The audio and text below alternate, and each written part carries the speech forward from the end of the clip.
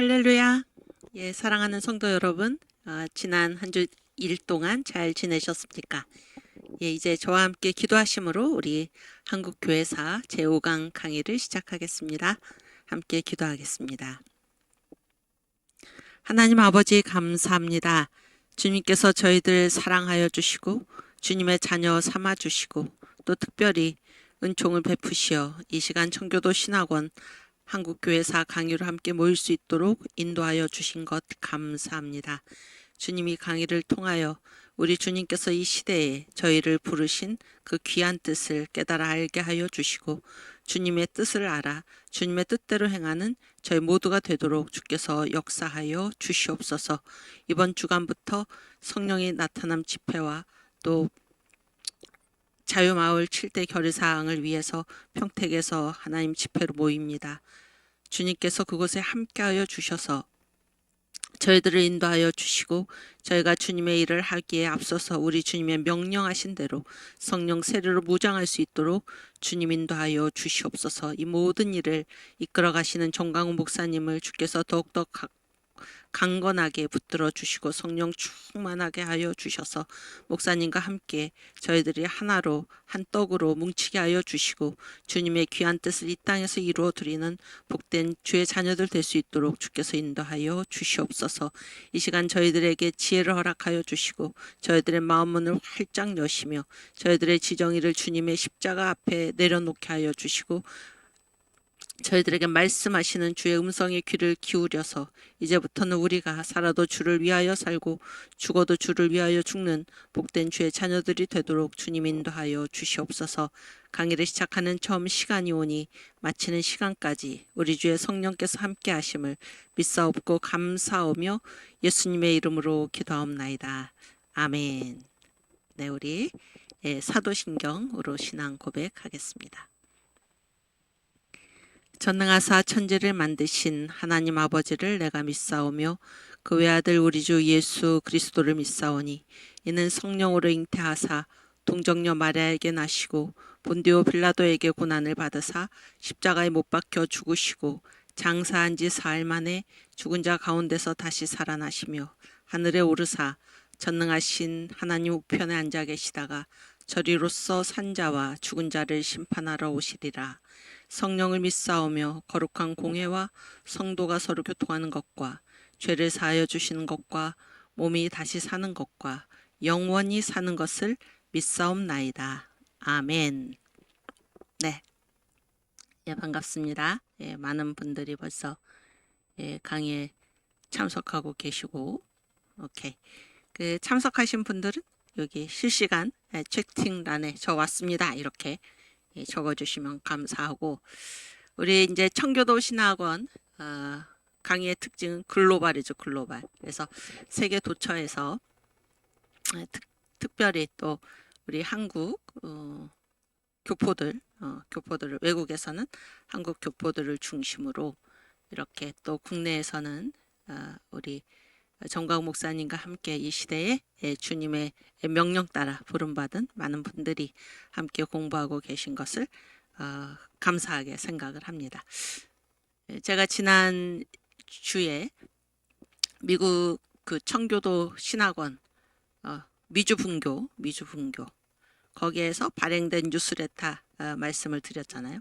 그때 이제 그 뉴스레터 발행될 당시에 이미 이제 청교도 신학원 학생이 60명이 등록을 해서 사기에서 듣고 있다 이런 얘기를 들었고 또 계속해서 이제 그 학생들이 늘어가고 있고 우리가 한국에서뿐만이 아니라 세계 도처에서 우리 대한민국에 맡겨주신 주님의 사명을 감당하기 위해서 많은 분들이 훈련받고 계신 사실에 대해서 하나님께 영광과 찬송을 올려드리며 우리가 이 시대에 귀한 자리에 부름받았다는 사실을 늘 자부심을 가지고 주님의 명령 따라 일하는 여러분과 제가 되기를 주님의 이름으로 축원합니다. 네, 우리 오늘 지난 시간에 이어서 오늘 강의를 계속하도록 하겠습니다. 네, 다음 장. 그래서 지금 이제 이 한국 교회사 강의가 이제 일주일에 이렇게 한 번 있어가지고 한 번 있어서 주어진 시간만큼 이렇게 이제 한호 하고 있는데 그래서 이제 우리가 그 역사를 살아갈 때 내가 어떤 시대에 살아가는가 하는 것을 굉장히 중요하잖아요. 그래서 그거를 우리가 역사 의식이라고 그래요. 역사 의식. 내가 지금 또 역사 인식. 내가 지금 어떤 시대를 살아가고 있는가 이런 거를 알고 살아가는 게 굉장히 중요하죠. 그래서 이 역사의 주인은 누구냐면 하나님이시잖아요. 하나님이고 그동안 우리가 이제 그 공부해 온 것이 지금 이 시대가 어떤 시대인가 그리고 그 한국교회 이 강의의 제목이 한국교회사인데 지금 이 한국교회의 역사적인 위치가 무엇인가 이제 그런 거를 우리가 지금 얘기하는 중에 있습니다. 그래서 지금 이 시대를 이제 무슨 시대라 그러냐면 환태평양 시대라고 그러죠. 환태평양 시대. 환태평양 시대라는 거는 어디를 둘러싼 시대입니까? 어디를 둘러싼 시대인가? 태평양을 둘러싼 시대잖아요. 태평양. 그러면은 이게 이제 무슨 말인가 하면은 우리가 전체 역사 구도를 봤을 때 다시 한번 간단하게 정리를 하면은 역사의 중심이 누구예요? 역사의 중심이 예수님이죠. 예수님입니다. 그래서 이제 예수님이 이전의 시대를 무슨 시대라고 부르나? 구약이죠. 예수님 이후의 시대를 신약이잖아요. 신약이고 그랬을 때 이제 구약과 신약 중에서는 지금은 무슨 시대? 지금은 신약 시대고 그 다음에 이제 그 복음의 7대 연합 있죠. 복음의 7대 연합이 뭐죠? 그 사도신경에 그대로 나죠. 탄생의 연합. 그러니까 전능하사 천지를 만드신 하나님 아버지를 내가 믿사오며 그 외아들 우리 주 예수 그리스도를 믿사오니. 그래서 예수님에 대해서 쭉 나오죠. 예수님의 별명이 복음인데 첫 번째가 무엇입니까? 그 아들, 그 외아들 우리 주 예수 그리스도를 믿사오니 이는 뭐예요? 성령으로 잉태하사 동정녀 마리아에게서 나시고 탄생의 연합이죠. 그 다음에 본디오 빌라도에게 고난을 받으사 예수님께서 이 세상에 오신 것 자체가 고난이죠. 고난을 받으사 십자가에 못 박혀 죽으시고 죽음의 연합. 그 다음에 장사한 지 사흘 만에 죽은 자 가운데서 다시 살아나시며 그 다음에 하늘에 오르사 전능하신 하나님 우편에 앉아 계시다가 저리로서 산자와 죽은 자를 심판하러 오시리라. 그렇죠? 성령을 믿사오며 거룩한 공예와 성도가 서로 교통하는 것과 죄를 사하여 주시는 것과 몸이 다시 사는 것과 천년왕국이죠. 영원히 사는 것을 믿사옵나이다. 그래서 이게 복음의 7대 연합이죠. 복음은 누구를 말하냐면 예수님을 말하고 이 복음의 7대 연합, 이 일곱 가지가 이제 예수님께서 어디에 오셔서 하시는 사역이냐면 이 땅에 오셔서 하시는 사역이잖아요. 그러면은 지금 보세요. 지금은 어느 시대입니까? 지금 예수님이 오셨나요? 안 오셨나요? 응? 예수님이 오셨어요? 안 오셨어요? 안 오셨잖아요. 안 오셨어요. 그러면 아직 재림은 이루어지지 않았죠. 예수님 지금 어디에 계십니까? 하늘 보자 우편에서 우리를 위해서 기도하고 계시잖아요. 그래서 지금은 승천의 연합 시대입니다. 구약과 신약 중에서는 무슨 시대예요? 신약 시대잖아요. 그러니까 지금 한국 교회사가 어디에 있는가를 지금 여러분과 얘기하고 있는 것입니다. 그래서 이제 승천의 연합 시대인데, 그래서 예수님께서 승천하신 것에 가장 강력한 두 가지 효과가 무엇인가? 첫 번째는 뭐라 그랬어요? 하늘 보좌 우편에서 우리를 위해서 소곤소곤의 능력이죠. 대제사장으로서 주님께서 우리들 한 사람 한 사람의 이름을 부르시면서 간구하고 계시다. 그래서 그 주님의 기도의 덕택으로 그 혜택으로 우리가 오늘도 힘을 얻어서 살고 있는 것이죠. 두 번째, 이 순서를 바꿀 수도 있죠. 두 번째는 무엇입니까? 뭐를 부어주시는 것입니까? 우리에게 성령 세례를 부어주시는 거예요. 이게 이제 승천의 연합 시대, 우리가 살아가는 시대잖아요. 그랬을 때 이 성령 세례, 그래서 오순절이죠. 오순절에 성령이 강림하셨는데 이 오순절로 인해서 생일을 맞은 것이 무엇인가? 그게 바로 뭐예요? 이게 교회 시대잖아요. 교회 시대. 이해가 되시죠? 그래서 이 승천의 연합 시대는 다른 말로 해가지고 무슨 시대냐면은 교회의 시대, 교회의 시대. 이해가 되시죠? 그러니까 오순절 성령 강림으로부터 교회가 시작이 됐다. 그래서 교회 역사가 몇 년 됐습니까? 대략 몇 년 됐나요? 2000년 됐다고 얘기하죠. 2000년 교회 역사. 제가 전에도 한번 말씀을 드렸는데 어떤 사람이 그 이집트에 그 피라미드 구경하러 갔어요. 그랬더니 거기 안내원이 관광 가이드가 이제 이 피라미드는 3003년 됐습니다. 그래가지고 이 사람이 좀 아니 무슨 3000년이면 3000년이지 3000년이지 어떻게 그렇게 3003년을 그렇게 정확하게 아냐? 그랬더니 그 가이드가 하는 말이 내가 3년 전에 여기 이집트에 관광 왔을 때 그때 가이드가 3000년 됐다고 그랬기 때문에 이 피라미드가 지금 3003년 됐다고 내가 얘기를 하는 거다. 그렇게 이제 말을 했는데 우리가 이제 이 교회사 그러면 대략 뭐라고 그럽니까? 교회 역사가 대략 몇 년 됐다 그래? 2000년 됐다 그래. 2000년. 그래서 교회 역사를 크게 셋으로 나눠요. 초대교회 100년. 그다음에 뭐예요? 중세교회 100년이 아니고 500년. 중세교회 1000년. 그다음에 뭐예요? 근대교회 500년 그래요. 근대교회. 그런데 이 근대교회는 다시 둘로 나누면은 근대교회는 언제부터 시작이 되나? 종교개혁교회, 그 다음이 현대교회 이렇게 얘기를 합니다. 현대교회. 그래서 이 초대교회의 중심지는 네 곳이죠. 종강 목사님도 그런 말씀을 이제 지난 주에 룻기서 강의하실 때도 그런 말씀 잠깐 하셨는데 초대교회의 중심지가 네 곳입니다. 그래서 맨 처음에 사도들이 선교사로 파송이 되면서 그리스도인 이런 말을 들은 곳이 어디입니까? 바로 안디옥이죠. 안디옥. 그 다음이 이제 복음이 어디로 갔습니까? 사도 바울과 베드로가 가서 죽은 곳이 어디예요? 로마입니다. 로마. 그 다음에 이제 크게 중심지로 일어난 곳이 어딘가 하면은 알렉산드리아. 그래서 그때 그 70인령 얘기하면서 알렉산드리아 얘기 잠깐 하셨죠. 그 다음에 어거스틴이 감독을 한 곳이 어디냐면 카르타고입니다. 카르타고. 여기가 초대교회의 4대 중심지예요. 그러니까 500년 동안에 이 초대교회가 여기에 있었던 거고 이 사이에 바다가 있죠. 이 사이에 큰 바다. 이 바다가 무슨 바다인가요? 이 바다가 무슨 바다냐면 지중해잖아요. 지중해. 그래서 우리가 초대교회를 무슨 시대라고 그러냐면 이 지중해를 둘러싼 시대이다. 그래서 환지중해 시대 이렇게 얘기를 합니다. 이해가 되시죠? 지금은 환태평양 시대 이걸 설명하기 위해서예요. 이때는 환지중해 시대예요. 그 다음에 중세 때 이제 교회가 둘로 나눠져요. 둘로 나눠지는데 동방교회와 서방교회로 나눠집니다. 그래서 동방교회의 중심은 어디예요? 동방교회의 중심은 황제가 있던 어디입니까? 지금 터키의 수도죠. 거기를 뭐라 그래? 예, 콘스탄티노플이죠. 콘스탄티노플.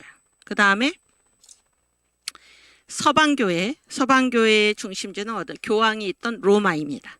이해가 되시죠? 그래서 이거를 동방교회, 동로마 제국 황제가 있던 곳 콘스탄티노플이 교회, 동방교회 중심이고 그래서 이거를 뭐라고 부르냐면 그리스 정교회, 동방 정교회 이렇게 불러요. 그 다음에 교황이 있던 로마가 또 하나의 중심지인데 그래서 이 서방교회를 뭐라고 부르나 로마 카톨릭교회 이렇게 부릅니다. 이해가 되시죠?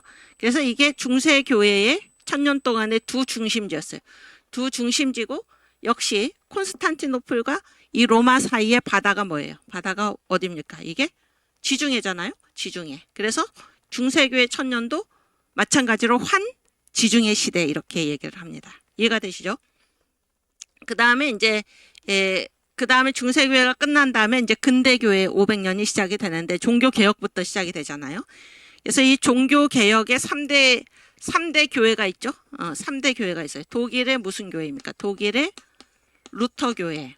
그 다음에 영국이 뭐예요? 영국의 성공회. 그 다음에 화란, 네덜란드의 뭐예요? 개혁교회. 이게 종교개혁의 3대 교회입니다. 종교개혁의 3대 교회. 그러면 이게 독일, 지역적으로 독일, 영국, 네덜란드. 여기에 있는 큰 바다가 무슨 바다인가요? 대서양이죠. 대서양. 그래서 이 종교개혁 시대를 뭐라고 부르냐면은 대서양 시대 이렇게 불러요. 이렇게 부르고 지난 시간에 이제 제가 설명한 것이 이제 현대교회의 시작인데 현대교회의 시작은 독일에서 30년 동안 구교하고 신교가 싸웠어요. 양대 진영으로 유럽의 모든 나라가 독일에 가가지고 30년 동안 구교와 신교가 싸웠고 어느 쪽도 이기지 않았는데 평화조약을 맺었다는 거는 그 이전에는 서로 전쟁을 했다는 거는 구교는 신교를 인정하지 않고 신교는 구교를 인정하지 않기 때문에 전쟁을 했는데 이제는 인정하겠다 그런 거예요. 어떤 차원에서 인정하나 한 지역, 한 교회 이론이 이제 이때 나온 것입니다. 이게 바로 1648년 이게 현대교회의 시작인데 이게 뭐예요? 그러니까 이제 이 독일 30년 종교개혁 시대까지는 독일 30년 전쟁까지는 온 세상에 단 하나의 교회만 있어야 된다. 그래서 온 세상에서 딱 하나의 교회만 우리는 인정하겠다. 이런 입장이었어요. 그래서 구교는 이 세상에는 구교만 있어야 돼. 신교는 종교개혁교회는 뭐야? 이 세상에는 개신교만 있어야 돼. 이렇게 해서 싸우다가 이제 평화조약을 맺고 나서는 지역이 교회를 선택한다는 거예요. 그래서 예를 들어서 영국은 뭐예요? 영국의 국교는 무엇입니까? 성공회죠. 그러니까 우리 영국 한 지역, 우리 영국에는 어떤 교회만 있어야 되나? 성공회만 있어야 된다. 이런 얘기고 우리 독일은 뭐만 있어야 돼요? 루터교만 있어야 되는 거예요. 그렇죠? 프랑스는 카톨릭, 우리는 카톨릭만 있어야 돼. 그래서 자기 지역의 교회를 선택하는 것입니다. 그래서 그 지역을 다스리는 영주 또는 왕이 믿는 교회가 그 지역의 국교가 되는 거예요. 이해가 되시죠? 이러다가 이거는 아직까지 국교 개념이에요. 국교 개념. 이러다가 그러면은 영국에서 그 국교로 인정되지 못한 교회가 있잖아요. 예를 들어서 청교도, 우리가 좋아하는 청교도. 또 영국에도 뭐가 있었어요? 로마 카톨릭 교회. 이 사람들은 국교가 되지 못했기 때문에 국교가 되지 못했다라는 사실은 어떤 의미를 하냐면은 어떤 자격을 박탈하는 거예요. 그래서 재산을 몰수당해도 할 말이 없고 국교가 아니기 때문에 국교가 아닌 거는 뭐 교리가 이단이어서가 아니라 국교가 아니기 때문에 이단으로 얘기가 되는 거예요. 그래서 신앙의 자유가 없는 거예요. 신앙의 자유가 없으니까 신앙의 자유를 찾아서 간 곳이 어디일까요? 그게 바로 미국입니다. 미국. 그러면 미국에는 교회가 몇 개일까요? 그러니까 유럽의 각 지역에서 그 지역의 국교가 되지 못한 모든 교회가 다 미국으로 왔잖아요. 그러면 미국의 교회는 하나가 아니고 뭐예요? 여러 개죠. 여러 개입니다. 그래서 미국이야말로 그래서 미국도 이 시대의 원칙에 따라서 한 지역 한 교회. 그래서 우리 미국은 뭐 예를 들어서 뭐 회중교회, 침례교회를 우리의 국교로 하겠다 그렇게 얘기할 수가 없었어요. 왜냐하면 이 사람들은 그것 때문에 박해를 받아서 신앙의 자유를 찾아온 사람들이기 때문에 여기 미국에서조차도 우리 미국은 이게 우리의 국교다라는 거라고 얘기하지 않습니다. 또 100번 양보해서 우리 지금 현재 미국의 주가 몇 개입니까? 몇 개인가요? 감독님 몇 개? 50개인가? 그렇죠? 그러면은 우리 주에서는 우리 주의 교회는 이거다라고 정하지 않았다 그런 얘기예요. 그래서 이 미국이 그렇게 중요한데 그래서 미국에서야말로 마침내 지역이 교회를 선택하는 것이 아니고 누가 교회를 선택하나 개인이 교회를 선택하는 이걸 뭐라고 얘기하냐면 이걸 바로 신앙의 자유라고 얘기해요. 신앙의 자유. 그래서 신앙의 자유라는 거는 신앙의 자유라는 거는 그 출발이 기독교, 유대교, 이슬람교, 천주교, 개신교 뭐 이런 것 중에 여러 가지 중에 하나를 선택한다가 아니고 신앙의 자유는 기독교 안에서의 문제. 기독교 안에서 그가 뭐 카톨릭 교회를 선택을 하든 아니면 침례교회를 선택하든 아니면 장로교회를 선택하든 성공회를 선택하든 감리교를 선택하든 그거는 개인이 선택하는 거다. 이게 바로 종교의 자유라는 얘기예요. 그래서 그게 바로 신앙의 자유고 신앙의 자유가 한 나라의 헌법에 최초로 명시된 그런 나라가 바로 미국입니다. 미국. 그러니까 미국을 아메리카 합중국 그래서 그 합중의 중자가 여러 종족을 얘기하잖아요. 근데 왜 그렇게 많은 사람들이 미국으로 갔나? 왜 합중국이 되었나? 뭐 때문에? 신앙의 자유를 찾아서 간 거예요. 그래서 원래 말은 뭐예요? 아메리카 합종국이에요. 종교 종자. 근데 거기서 말하는 종교라는 거는 무슨 뭐 힌두교 뭐 이런 여러 개의 문제가 아니고 교회 내에서 기독교회 내에서 교파가 서로 다른 거예요. 교파가. 이해가 되시죠? 그래서 미국이 그토록 중요해요. 현대교회사에서. 이게 이제 현대교회사의 중심입니다. 현대교회사의 중심.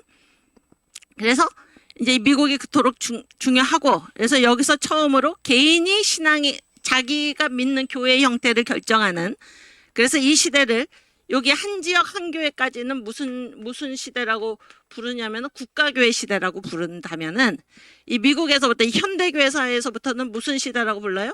교파교회 시대라고 불러요. 교파교회. 예, 교파가 다르다 그런 얘기예요. 교파가 다르다. 그래서 저는 여기 우리 여기 이 수업에 들어와 계신 여러분들도 뭐 목사님도 계시고 뭐 장로님, 권사님 뭐 또 지난번에 3기 졸업할 때 보니까 아주 젊은 청년들도 많더라고요. 근데 다 각각 자기 교파가 다를 거 아닙니까?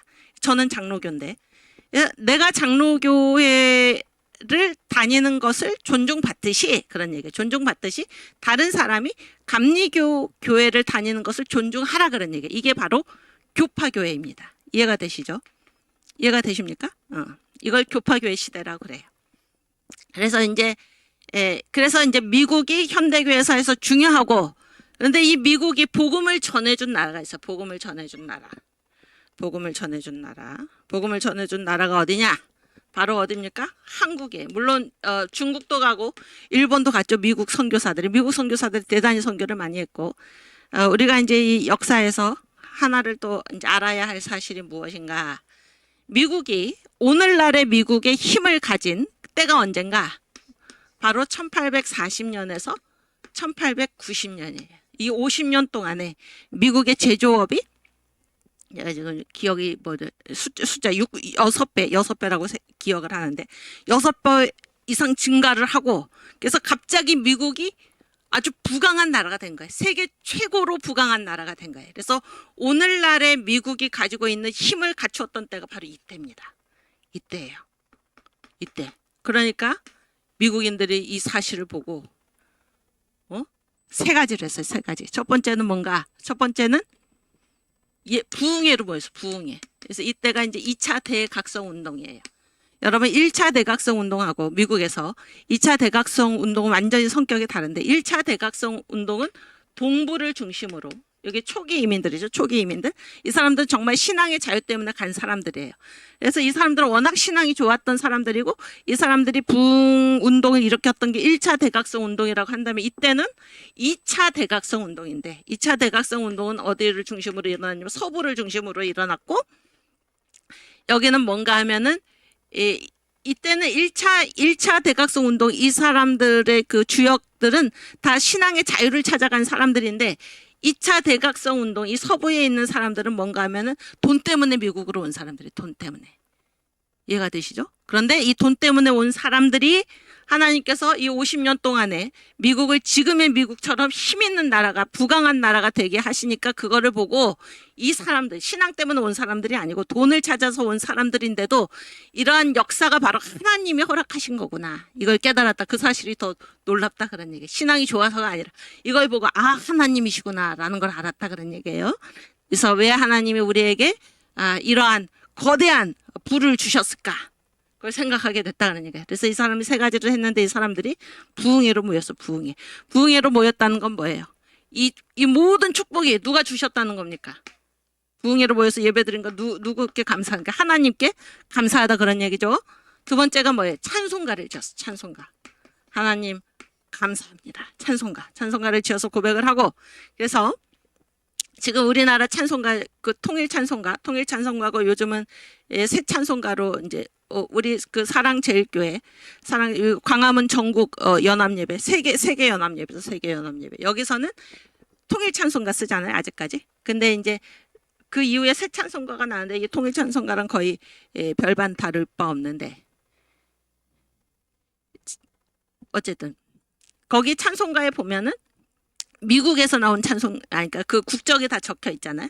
근데 미국에서 작곡된 또는 작사된 찬송가들의 연대가 대부분 언제인지 아세요? 요때 1840년에서 1890년 요 어간에. 왜냐하면 그때 그렇게 찬송가를 많이 지어서 하나님 감사합니다. 이 복을 주셔서 감사합니다. 하나님께 영광을 돌렸다, 그런 얘기. 세 번째는 뭔가? 세 번째는 선교사를 파송을 했어. 선교사를.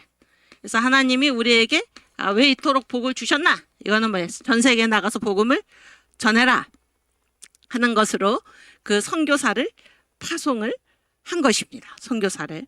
그래가지고 이때 이제 선교사를 파송한 국가가 한국, 또 일본, 뭐 중국, 이런 곳에 미국 선교사들이 많이 갔죠. 많이 갔고, 미국 선교사들이 비율적으로 거의 뭐 90% 이상을 차지할 정도로 선교사를 많이 파송을 했는데, 이 세 나라 중에서 복음의 결실이 확고하게 뚜렷하게 제대로 맺혀진 그 나라가 어딘가 하면은 바로 한국입니다. 한국. 이해가 되시죠? 한국. 그래서 이게 이제 왜 환태평양 시대라고 그러냐? 현대교회사를 이제 미국이 있고, 미국이 이제 왜 현대교회사의 중요한 나라가 되었나는 지금 제가 설명을 했죠. 교파교회 시대가 열렸다. 개인이 신앙을 선택한다. 그래서 신앙의 자유가 최초로 헌법에 명시된 나라가 미국이다. 이 미국이 이 기간 동안에 엄청난 복을 받아가지고 그 하나님께 대한 응답의 하나로 선교사들을 파송을 했는데, 그 중에 하나가 한국인데, 이 한국이 지금 세계에서 선교 제2위 국가가 된 것입니다. 미국이 선교 제1위 국가고 한국이 선교 제2위 국가여서 이 한국과 미국 사이에 있는 바다, 그 바다가 무슨 바다예요? 태평양이에요. 태평양. 그래서 이 현대교회사를 무슨 시대라고 부르냐? 태평양 시대다, 이렇게 얘기를 합니다. 이해가 되시죠? 그래서 지금까지 얘기한 거를 한 번 더 정리하면, 지금은 구약과 신약 중에서 신약의 시대요. 또 복음의 7대 연합 중에서는 승천의 시대요. 그 다음에 이 승천의 시대, 그래서 성령 강림이 됐고, 성령 강림으로 교회가 탄생하고, 그래서 지금이 무슨 시대면 교회 역사, 교회사의 시대입니다. 교회의 시대인데, 교회의 시대는 2000년 교회 역사를 초대, 중세, 근대로 나누고, 이 근대 교회는 다시 종교 개혁 교회와 현대 교회로 나누는데, 이 현대 교회의 중심이 지금 미국과 한국이다, 그런 얘기를 해서 환태평양 시대라고 부른다. 여기까지 이해가 되셨죠? 여기까지 이해가 되셨고, 그랬을 때 이 현대 교회 역사에서 지금 중요한 것이 무엇인가? 하면 이제 한 세 가지 사건을 얘기를 하는데, 첫 번째는 뭐예요? 첫 번째는 1805년에 트라팔가 해전이 있었어요. 트라팔가 해전. 이거는 이제 어디하고 어디의 전쟁이었냐면은 카톨릭 국가인 스페인과 개신교 국가인 영국과의 전쟁에서 누가 승리를 했나? 영국이 승리를 한 거예요. 영국의 넬슨 제독이죠. 이게 세계 3대 해전 중에 하나인데, 이거하고 그다음에 우리 그 이순신 장군이 했던 그 명량해전이죠.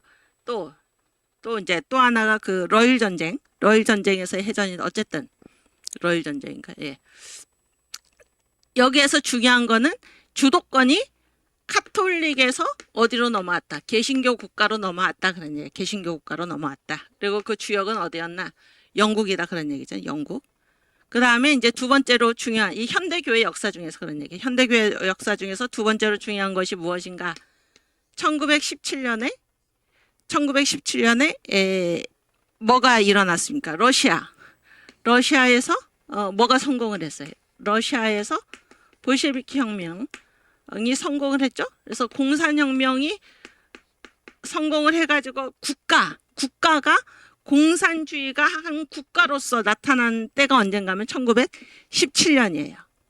17년. 근데 이게 지금까지도 어떻겠습니까? 영향을 미치고 있죠. 지금까지도 영향을 미치고 있고, 특별히 한국 교회는, 이 대한민국은 저 북쪽에, 저기도 다 우리 영토잖아요. 우리 영토인데 지금 그 공산 괴뢰 집단이 우리 영토를 지금 불법 점유하고 있는 상태잖아요. 그래서 그곳에 있는 우리 국민이죠. 그 사람들도 북한 주민 2,500만 동포들이 지금 인질로 잡혀가지고 지옥 같은 생활을 하고 있죠. 지옥 같은 생활을, 이런 상태, 이게 다 뭔가 공산주의다 그러니 공산주의. 이게 지금도 문제가 되고 있다 그런 얘기. 지금도 문제가 되고 있고. 그다음에 이제 또 무엇인가? 세 번째는 뭐예요? 이제 미국의 등장입니다. 미국의 등장. 미국이 그렇게 지금처럼 지금의 모든 국력, 지금의 영향력, 이 막강한 힘을 가진 때는 아까 얘기했듯이 1840년에서 1890년인데 미국이 이 세계 전체의 어떤 질서의 중추를 담당하는 그러한 존재로서 부각된 게 언제냐면 제2차 세계대전 이후다 그런 얘기예요. 그래서 이 개신교 국가의 주도권이 어디에서? 영국에서 어디로 넘어간 것입니까? 미국으로 넘어간 거예요. 물론 이제 2차 세계대전 이후를 우리가 무슨 체제라고 해요? 냉전 체제라고 그러잖아요. 미소 양대 진영이다라고 하지만은 결국에 주도권이 어디 있습니까? 미국에 있는 게 사실이죠. 이 세 가지. 요게 이제 이 현대 교회사에서 중요한 이 시대적 사건입니다. 그럼 보세요. 지금 우리가 한국 교회사의 역사적인 위치를 얘기를 하고 있는데 한국 교회사는 어디에 속하냐면은 교회 전체 역사에서 초대교회 500년, 중세교회 1000년, 그 다음에 근대교회 500년, 근대교회도 그 종교개혁교회 130년, 그 다음에 현대교회 370년 중에서 어디에 속합니까? 아까 현대교회사의 시작이 언제라고 그랬어요? 1648년 이후라고 그랬잖아요. 미국의 그 영국에서 메이플라워 플리머스에서 메이플라워를 타고 배를 타고 영국에서 미국으로 청교도들이 건너간 때가 언젠지 혹시 아십니까? 몰라도 되죠. 혹시 1624년이에요. 1624년. 그래서 그 하버드 대학 있잖아요. 하버드 대학이 언제 세워졌냐면 1636년에 세워졌어요. 그래서 하버드 대학, 그러니까 하버드가 목사님 이름이잖아요. 그래서 뭐예요? 미국의 모든 지도자들은 다 뭐예요? 성경 중심으로, 신앙 중심으로. 그래서 미국의 전 분야의 지도자들을 키워내겠노라 하는 것이 이 하버드 대학 설립의 취지잖아요. 그러니까 이게 뭐예요? 현대교회사 시작 전이에요, 전. 미국이 벌써 이때부터 그랬다 그런 얘기예요. 근데 이 하버드 대학이 1636년에 하나님의 뜻에 따라서 일하는 지도자들, 각 분야에서 일하는 지도자들을 키워내기 위해서 하버드 대학을 세웠는데 시간이 감에 따라 이게 뭐예요? 세속화됐죠. 세상의 영향을 많이 받기 시작하고 타락을 하니까. 그래서 다시 마음을 다잡고 세운 학교가 어디? 예일대학이에요. 예일대학. 이해가 되시죠? 그러니까 이게 다 이 어간이다 그런 얘기예요. 그런데 지금 우리 한국교회 역사를 얘기를 하는 거예요. 한국교회 시작은 언젠가 기독교회에는 두 가지가 있어요. 카톨릭 천주교회하고 뭐가 있어요? 개신교회가 있잖아요. 근데 카톨릭 교회는 천주교회는 언제 들어왔냐면은 한국에서 카톨릭이 먼저 들어왔어요. 개신교보다.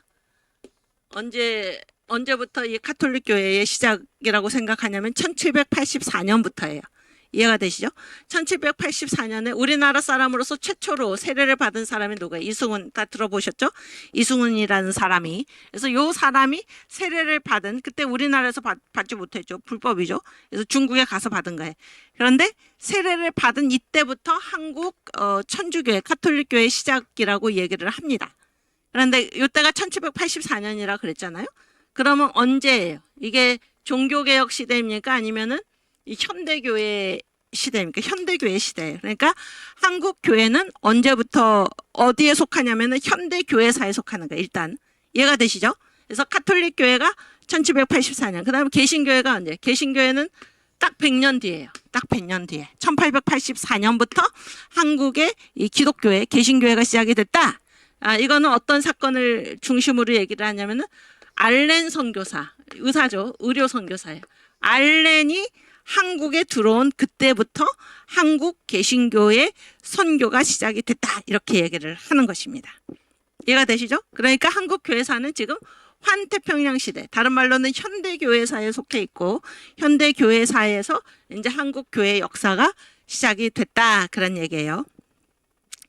이해가 되시죠? 오케이. 그래서 그리고 이제 중요한 거는 그러면은 이제 특별히 개신교회를 중심으로 우리가 얘기를 하면은 이 개신교회가 1884년에 선교사 알렌의 입국으로부터 개신교회가 시작이 됐다. 그랬는데 이 선교 이전에 1882년에 지금까지도 한국 역사에서 가장 중요한 가장 중요한 사건이라고 얘기할 수 있죠. 가장 중요한 사건 중에 하나가 일어났는데 그게 무엇입니까? 바로 한미 수호 통상 조약입니다. 미국과 우리나라가 수교를 맺은 거예요. 근데 미국은 어떤 의미인가? 동양입니까? 서양입니까? 서양이고 종교는 무엇입니까? 그동안 우리는 주로 중국과 그건 뭐 수교도 아니죠. 거의 그 중국을 종주국 주인 나라로 섬겼는데 이 나라가 미국과 최초로 서양의 무슨 국가? 중국은 유교 국가잖아요. 근데 서양의 무슨 국가? 기독교 국가하고 그리고 그것도 이 힘이 1882년이니까 아까 미국의 지금의 힘을 갖춘 데가 언제라고 했어요? 이때라고 그랬잖아요. 세계에서 가장 강력한 나라, 가장 부강한 나라와 세계에서 거의 거지에 가까운 우리나라와 뭐를 맺은 거예요? 한미 수호 통상 조약을 맺은 거예요. 한미 수호 통상 조약. 그리고 이 한미 수호 통상 조약을 맺은 후로부터 2년 뒤에 누가 들어와서 선교사들이 한국에 왔던 것입니다. 이해가 되시죠? 그래서 이 초창기 뭐 초창기라고 할 것도 없고 그 이후에도 계속해서 이 미국 선교사가 우리나라에 오신 선교사 중에 뭐예요? 90% 이상을 차지하는 이게 미국이 그토록 이 한국에서 중요한 나라입니다. 한국에서 중요한 나라인데 강대국으로서 중요하다. 그 문제도 있지만 이 미국이 무슨 나라예요? 기독교 국가고 세계 최강의 그래서 이때는 뭐예요? 미국이 그렇게 강대국이 된 다음에 이거를 하나님께서 주신 축복으로 알아서 하나님이 이 복을 왜 주셨나? 하나님이 일을 하라고 주셨다. 그래서 도처에 선교사를 파송할 때 한국에도 선교사를 파송했고 그러니까 이 미국은 우리나라에 있어서 강대국의 개념이 아니라 뭐예요? 이거는 완전히 기독교 국가입니다. 기독교 국가. 우리에게 복음을 전해준 나라. 그런 사건이 요 이전에 1882년에 있었다 그런 얘기예요. 이해가 되시죠? 미국과 우리나라가 관계를 맺기 시작한 그 처음. 근데 이때 미국은 서양이요. 기독교 국가요. 세계 최강의 나라요. 그런 나라와 한국이 수교를 맺게 됐고 그로부터 2년 뒤에 개신교 선교사가 들어왔다. 그런 얘기예요. 이해가 되시죠? 여기까지. 그 다음에 이 미국이 들어오고 선교사가 들어와서 우리의 국부 지금 우리나라의 국호가 무엇입니까? 우리나라의 국호가 무엇이냐면 대한민국이잖아요. 대한민국. 대한민국의 생일이 언제예요? 대한민국의 생일. 언제 태어났습니까? 대한민국이. 1948년 8월 15일이죠. 대한민국 건국이잖아요. 누가 세웠나요? 누가 세웠어요? 이승만 대통령. 이승만 장로죠. 우리의 국부 이승만. 근데 이 이승만 대통령을 누가 교육을 시켰나? 그러니까 누가 교육을 시켰나? 이승만 대통령은 1875년생이에요. 1875년인데 이승만 대통령이 그러니까 몇 살 때 한미 수교를 맺은 거예요? 7살 때. 응? 그다음에 선교사가 언제 들어왔어요? 이승만 대통령이 이게 언제? 9살 때. 9살 때 선교사가 들어오고, 그 다음에 이승만 대통령이 어디에서 그 교육을 받았냐면 배제학당에서 교육을 받았거든요. 배제학당. 배제학당을 누가 세웠나? 개신교 선교사 1885년에 언더우드가 먼저 이제 같이 들어왔지만 아펜젤라는 일본으로 갔다가 다시 오고 어쨌든 언더우드가 이때 들어왔는데 아펜젤러가 와가지고 세운 학교가 뭐예요? 그게 바로 배제학당이죠. 배제학당. 그래서 이 배제학당에서 감리교 선교사가 세운 배제학당에서 언제 입학을 하게 되나? 1895년 이때. 그러니까 이승만 대통령이 20살 때. 20살 때 그때 우리 갑오경장 그래가지고 과거제도가 폐지가 되고 그래서 이 과거 시험에 합격을 해가지고 뭔가 큰 뜻을 펼치리라 이런 이승만의 인생이 완전히 자기가 추구하던 그런 길이 없어지고 나니까 완전히 요즘 말로는 멘붕이죠. 멘붕 상태에 빠졌는데 그의 친구의 형의 권유를 받아서 이 선교사가 운영하는 이 배제학당에 가서 공부를 하게 되고 거기에서 이제 이 기독교 문명의 눈을 뜨게 되는 것입니다. 기독교 문명에. 그런 일을 누가 했나? 바로 미국이 했다 그러니까 미국 선교사들이. 미국과 미국 선교사들이. 이해가 되시죠? 이게 이제 중요한 사건이 한국 교회사에서. 이승만이 이 기독교 대학인 배제학당에 가서 공부를 하게 됐다. 그래서 이 미국이 얼마나 이 한국에 있어서 중요한가 그러니 한국에 있어서 얼마나 중요한가. 그래서 이제 이때 한미 수호 통상 조약을 1882년에 맺었는데 그때 당시에 1886년에 우리나라에서 뭐를 세우냐면은 유경공원을 세워요. 유경공원. 예, 공원이니까 공립학교고 유경이 뭐예요? 영재를 기르는 유경공원을 세워가지고 잘 들으세요. 유경공원을 세워서 이제 여기에서 이 학교는 그동안은 뭐예요? 우리나라는 모든 것을 어디에 의지하고 어디로부터 배웠습니까? 중국으로부터 다 배웠잖아요. 그런데 이때 이제 조정에서 어떤 결정을 내렸나? 우리가 이제 유경공원을 세워서 영재를 키우고 이 나라의 지도자들을, 나라의 동량들을 우리가 육성하려고 하는데 그래서 우리를 가르칠 교사를 누가 보내주시오? 미국이 보내주시오. 이렇게 요청을 한 것입니다. 그건 대단한 얘기입니다. 중국 제쳐두고 미국한테 요청을 한 거예요. 왜냐하면 우리가 이 수호 통상조약을 맺었으니까. 이해가 되시죠? 그래서 이제 미국에 요청을 하니까 잘 들으세요. 그때 미국 정부가 이제 교사 3명을 보냈어요. 교사 3명을 보냈는데 이름이 뭔가 하면 길모아, 헐버트, 그 다음에 또 한 사람이 누구였죠? 여러분한테 물어보면 안 되는데. 내가 갑자기 이름 생각하는데. 3명, 벙커선. 이 벙커 선교사는 이승만 대통령이 그 감옥에 있을 때 막 전도하고 그랬던 사람, 헐버트도 마찬가지고. 이 3사람을 보냈어요. 이 3사람을 보냈는데 잘 들으세요. 이 3사람이 다 무슨 출신인가? 신학교 출신, 신학교. 그런데 지금 이게 신학교가 아니거든요. 유경공원은 조선에서 세운 공립대학과 같은 곳인데 앞으로 우리나라를 이끌어갈 그런 인재를 양성하기 위해서 미국에서 교사를 보내주시오. 그랬더니 미국이 교사를 선별해가지고 제일 좋은 사람들을 보냈는데 그 3사람이 다 어디 출신인가? 신학교 출신이라는 거예요. 신학교 출신. 이건 뭐예요?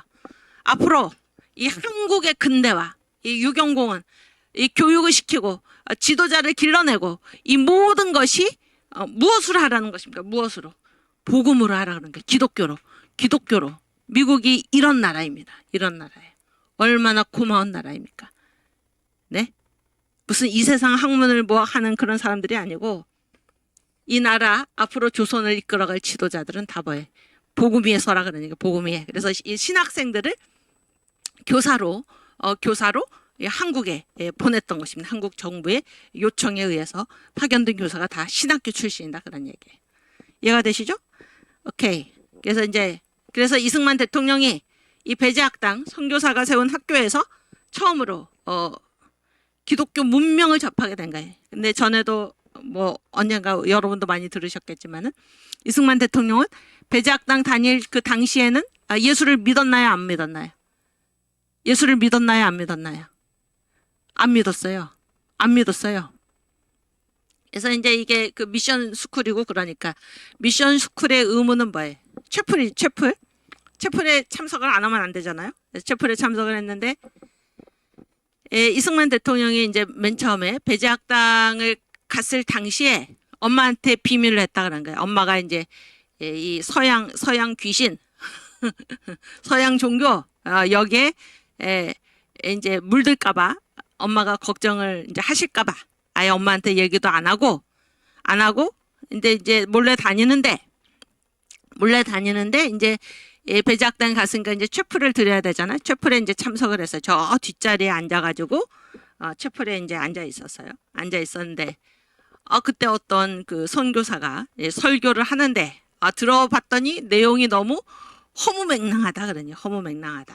내용을 듣자 하니 1900년 전에 이때는 이제 1895년에 이제 입학을 한 거죠. 이승만 대통령이. 그러니까 1900년 예수님 얘기에 1900년 전에 어떤 한 사람이 십자가에 달려 죽었다고 하는데 그 사람이 그렇게 죽은 이유가 바로 나의 죄 때문이라고 이 선교사가 설교를 하더라는 거예요. 그러니까 이게 이제 청년 이승만 자서전에 나오는 얘기인데 얼마나 이게 허무맹랑한 얘기인지. 아니 이렇게 똑똑한 이 서양 사람들, 이 미국인들, 이 사람들이 정말 저거를 믿는다는 말인가? 그게 말이 된다는 거예요. 어떤 사람이 1900년 전에 십자가에서 죽었는데 그게 내 죄 때문에 죽었다라는 이게 말이 되는 소린가? 이런 허무맹랑한 얘기를 이 기독교 문명 국가에서 온 이 선교사들이 저런 거를 정말로 믿는단 말인가? 아마도 자기들은 믿지도 않으면서 지금 저런 얘기를 하고 있다. 이렇게 허무맹랑하게 받아들였다. 그런 얘기예요. 그래서 자기가 보니까 왜 교회에 이 어리석고 무식한 가난한 그런 사람들이 많이 가는가? 그런 사람들이 이제 거기에 속아가지고 가는 거지. 나처럼 유교를 공부하고 유학 경전을 공부하고 또 우리 어머니의 신앙처럼 이 불교 부처를 믿고 이런 유식한 지식에는 결코 여기에 이러한 그 어리석은 이설에 빠질 리가 없다. 그러면서 도리어 안심을 하고, 그러니까 예수를 전혀 믿지 않는 거예요. 도리어 안심을 하고 엄마한테 얘기를 했다는 거예요. 엄마 나 배제학당 다닙니다 어머니. 그러면서 나는 그러한 어리석은 종교에 내가 빠져들지 않으니까는 걱정하지 마십시오. 이렇게 안심을 시켰다는 거예요. 그러니까 그 정도로 예수를 안 믿었다 하는 얘기. 예수를 안 믿었다. 근데 왜 갔나? 왜 갔냐면은 그 청년 이승만 자서전에 보면은 그때 이제 이 서양의 그 기독교 문명이라든지 우리나라는 다 뭐예요? 이 백성이 이제 한 왕의 종이 되어서 다 노예와 같은 그런 생활을 하는데 서양에 보면은 서로 공화하고 존중을 받고 이런 것에 이제 끌려가지고 그런 것에 끌려서 우리나라도 저런 나라가 되었으면 하는 마음이 있었고 또 하나는 뭐예요? 영어 공부하러 이제 배제학당에 다녔다는 거예요. 영어를 공부해야지 서양 문명을 배울 수 있으니까. 그래서 이때는 애국심만 있었지. 그래서 우리나라도 저렇게 서양의 여러 기독교 문명 국가들처럼 잘 사는 나라를 만들어 보자. 이런 애국심만 있었지 예수는 믿지 않은 거예요. 예수는. 이해가 되시죠? 그러다가 언제 예수를 믿었습니까? 이승만 대통령이 한성 감옥에 갇혀가지고 이 사형수가 됐죠. 사형수. 그래서 막 고문을 당하고 막 그러다가 이 죽어가는 그때 그래서 그 이승만의 아버지 이경선옹에게 아들이 지금 죽으니까 내일 와서 시체를 찾아가시오. 이렇게 통보를 해놓은 그러한 상태에서 고문을 받고 죽어가는 그때 이승만이 불렀다는 거 아닙니까? 내가 영어 공부하기 위해서 신약 성경에서 읽었던 예수여, 거기 써 있었던 예수여. 또 제가 이제 최근에 그 정광 목사님 이렇게 말씀을 들은 적이 있는데 이승만이 그때 고문을 당하면서 그 간수 있잖아요. 간수.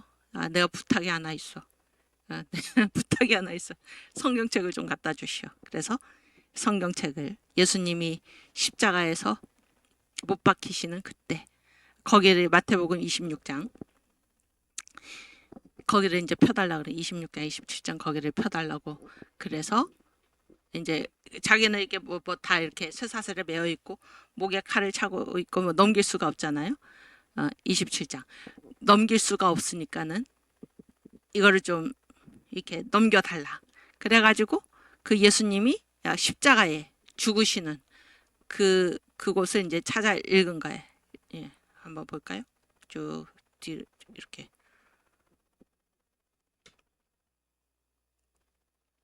더 한참 내려가서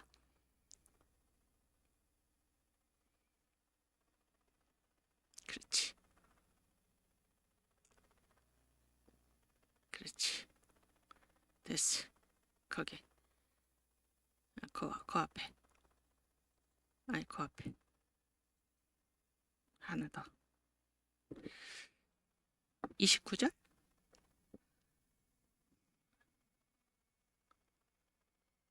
26절부터 한번 읽겠습니다. 이에 바라바는 저에게 놓아주고 예수는 찔찔찔하고 십자가에 못 박히게 넘겨주니라. 이에 총독의 군병들이 예수를 데리고 관정 안으로 들어가서 온 군대를 그에게로 모으고 그의 옷을 벗기고 홍포를 입히며 가시 면류관을 엮어 그 머리에 씌우고 갈대를 그 오른손에 들리고 그 앞에서 무릎을 꿇고 희롱하여 가로되 유대인의 왕이여 평안할지어다 하며 그에게 침뱉고 갈대를 빼앗아 그의 머리를 치더라. 희롱을 다한 후 홍포를 벗기고 도로 그의 옷을 입혀 십자가에 못 박으려고 끌고 나가니라. 그래서 쭉 뒤에 오케이. 쓸개 탄 포도주를 예수께 주어 마시게 하려 하였더니 예수께서 맛보시고 마시고자 아니하시더라. 저희가 예수를 십자가에 못 박은 후에 그 옷을 제비 뽑아 나누고 거기 앉아 지키더라. 그래서 조금 좀 밑으로 가면 오케이. 42절. 저가 남은 구원하였으되 자기는 구원할 수 없도다. 저가 이스라엘의 왕이로다. 지금 십자가에서 내려올지어다. 그러면 우리가 믿겠노라. 저가 하나님을 신뢰하니 하나님이 저를 기뻐하시면 이제 구원하실지라. 제 말이 나는 하나님의 아들이라 하였도다 하며 함께 십자가에 못 박힌 강도들도 이와 같이 욕하더라. 제6시로부터 온 땅에 어둠이 임하여 제9시까지 계속하더니 제9시 즈음에 예수께서 크게 소리질러 가라사대 엘리 엘리 라마 사박다니 하시니 이는 곧 나의 하나님 어찌하여 나를 버리셨나이까 하는 뜻이라. 이렇게 이제 이 장면 예수님이 십자가에 달리셔서 고통당하시는 그 장면은 이제 이승만이 간수에게 부탁해서 거기를 이제 넘겨달라. 그래서 거기를 읽으면서 주님께서 그 십자가에서 당하신 고통이 지금 내가 당하는 이 고통과 같은 것인지요. 그러면서 주님을 불렀다는 것입니다. 주님을. 내가 배제학당 다닐 때 영어 공부하기 위해서 읽었던 신약 성경책 속에 계신 예수여, 당신이 살아계시면 지금 나를 구원해 주십시오. 그러면 내가 평생을 당신과 예수님과 내 조국 대한민국을 위해서 살겠습니다. 이렇게 기도를 했더니 예수께서 정말 이승만에게 나타나셔서 이승만을 만나 주신 것입니다. 그때 그의 상처가 깨끗하게 아물어지고 예수를 만난 거죠. 예수를 만난 거예요. 만나 주신 것입니다. 예수를 만나고 또 그때 그에게 성령의 능력이 덮친 거예요. 성령의 능력. 성령 세례죠.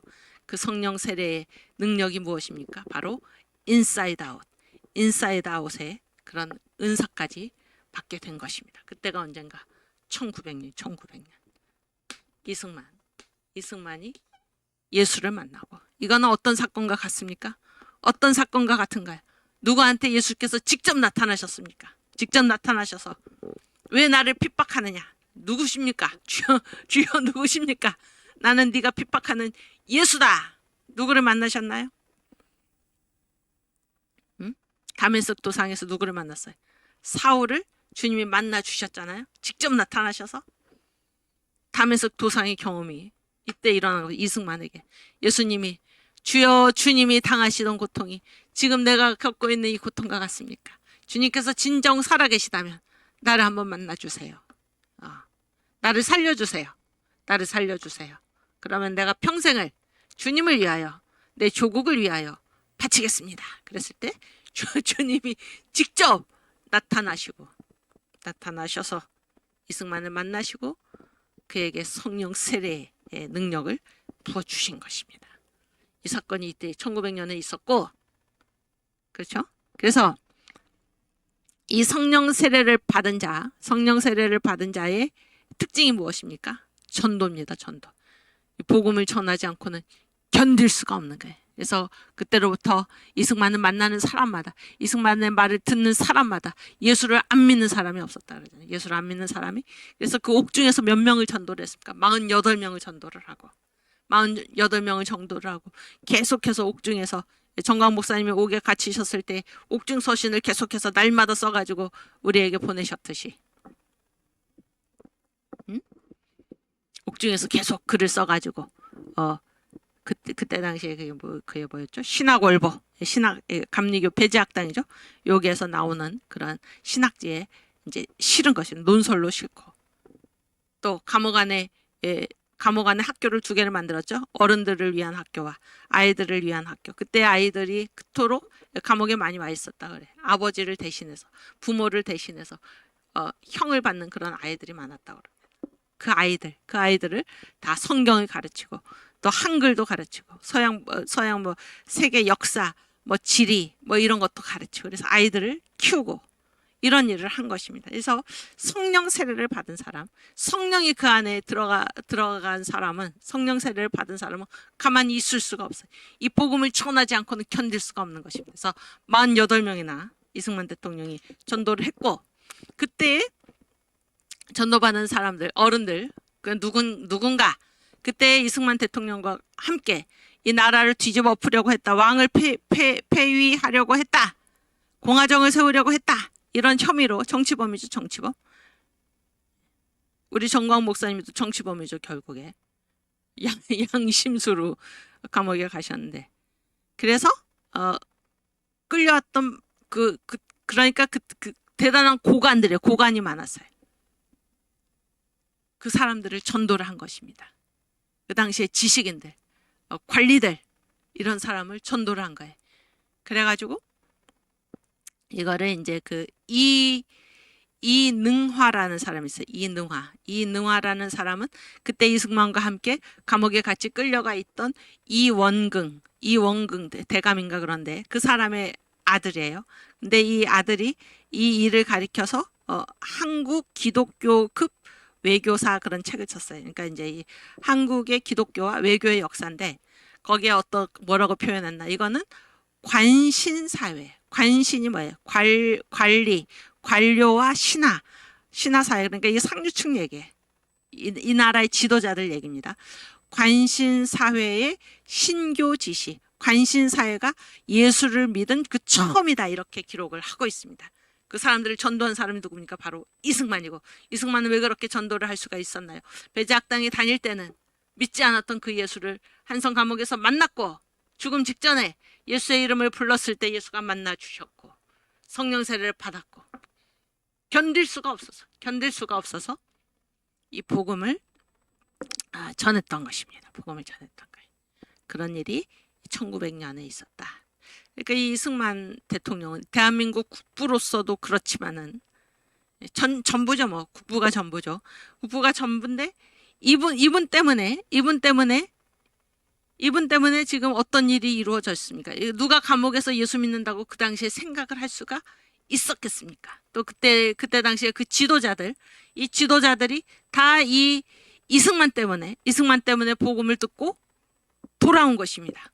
예수를 믿게 된 거예요. 예수를 믿게 돼서 그때 거기에 갇혔던 사람들 중에 제가 지금 한 30년 가까이 섬기고 있는 안동교회 안국동에 있어요. 안동교회. 이 안동교회를 설립한 사람들이 누구냐면 평신도 세 사람인데, 유성준, 박승봉, 김창재 이런 사람들이에요.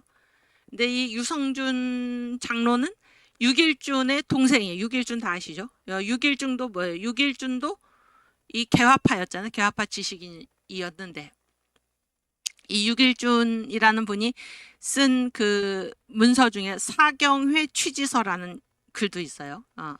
그런데 그 유성준은 이승만보다 15살이 많아요. 1860년생인데 그때 같이 감옥에 갇혀 있었어요. 감옥에 갇혀 있는데 다 전도를 한 거잖아요. 지금 이상재, 월남 이상재 다 아시죠? 이상재도 전도를 하고 그다음에 아까 얘기했던 이원근 이런 대단한 고관들이 거기 갇혀 있었는데 다 전도를 한 거예요. 이승만이 다 전도를 해가지고 어떤 일을 했나? 이 사람들이 이제 감옥에서 다 나와요.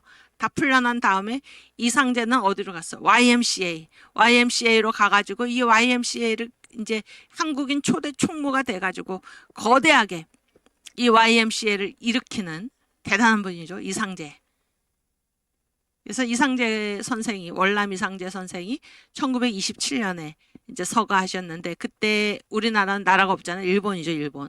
나라가 없으니까는 뭐야 이게 국장이 아니고 사회장으로 치렀어. 사회장. 그때 1927년이면 공산주의가 한창 활개를 칠 때인데도 이게 민족주의 계열, 그다음에 공산주의 계열, 또 인력거반 조합, 권번, 기생 모든 한국에 있는 모든 사람들이 다 이 이상재 선생의 장례 행렬에 그 장이 단체로서 다 등록을 하고 이 장례 행렬을 지켰을 정도로 이상재 선생이 이 결의 등불이다 이런 그 별명을 결의 선한 목자다. 예, 목자. 양을 이끌듯이 그런 별명을 가진 분이고 이승만하고도 아주 이승만을 굉장히 아끼고 사랑하고 그랬던 분이에요. 월남 이상재 선생. 그래서 이 나라에 그 이후로 이 나라 곳곳에서 복음을 전하고 교회를 세우고 YMCA 운동을 하고 이 모든 그런 지도자들을 누가 전도했나? 이승만이 전도했다 그런 얘기예요. 그래서 그 유성준 저희 교회를 세운 그 유성준 장로도 그때 거기에 갇혀 있다가 이승만의 전도를 받고 예수를 믿고 그분이 나와서 이제 교회를 세우고 또 교회를 세울 뿐만이 아니라 지금 그 중앙중학교 중앙고등학교 있잖아요.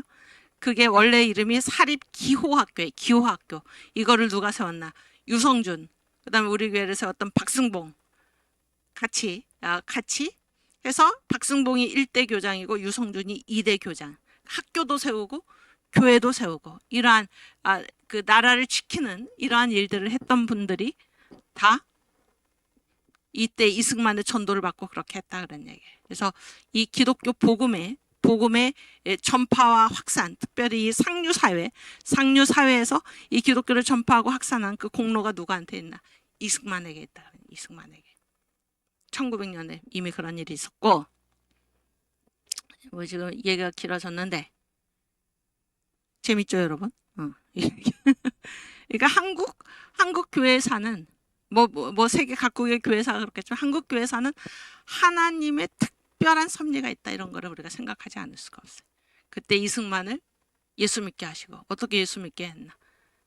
미국에서 한미수호 통상조약을 맺게 하고 미국의 선교사가 들어오게 하고 그 선교사로 하여금 배제학당을 세우게 하고 그곳에서 이승만이 교육받게 하고 그걸 예수를 안 믿다가 감옥에 가서 독립협회 운동 만민공동회 운동하다가 감옥에 가가지고 사형수로 죽어가는 그때 하나님이 직접 만나셔서 예수가 그를 직접 만나셔서 이승만을 회개시키시고 성령 세례를 주시고 그리고 이를 통해서 이승만을 통해서 이 나라의 건국이 이루어지게 하는 근데 이 건국이 그냥 건국이 아니라 나라 전체가 기독교 신앙 위에 세워지도록 만드신 그 역사 하나님이 특별하게 이 나라를 이끄셨다라는 것을 우리가 생각하지 않을 수가 없다 그런 얘기입니다. 생각하지 않을 수가 없다. 이 한국교회에서는 정말로 특별한 거예요.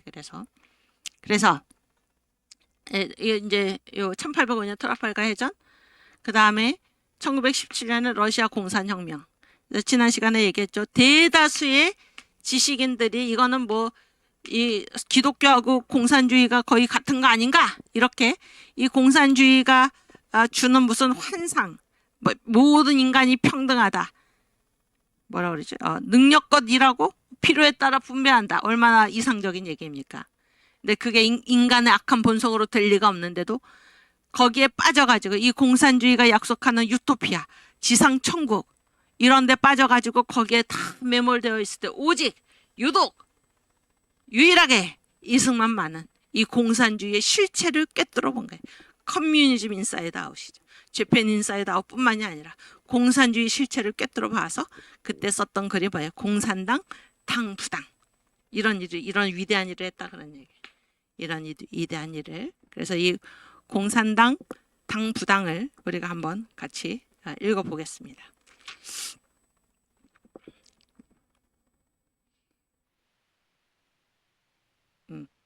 이제 지난 시간에 한번 했는데 일단 요약을 먼저 읽고 이제 공산주의가 부당한 5가지 이유. 첫째, 재산을 나누어 가지자. 그러면 어떻게 되나? 게으른 가난뱅이가 늘어난다. 둘째, 자본가를 없애자. 그러면 지혜와 상공업 발달이 정지된다. 셋째, 지식계급을 없애자. 그러면 모든 이들이 우매해진다. 넷째, 종교를 혁파하자. 그러면 덕과 의가 타락한다. 다섯째, 정부와 군사와 국가 사상을 다 없애고 소련만 믿으면 결국 배반 당한다. 그래서 이 공산주의는 부당하다. 부당할 뿐이 아니라 공산주의가 뭔가 이거는 붉은 용이다. 이렇게 실체를 꿰뚫어 본 분이 누구냐면 이승만 대통령. 이거는 100년 안에 망한다. 소련 무너졌죠, 지금. 공산주의가 온 지 100년도 전에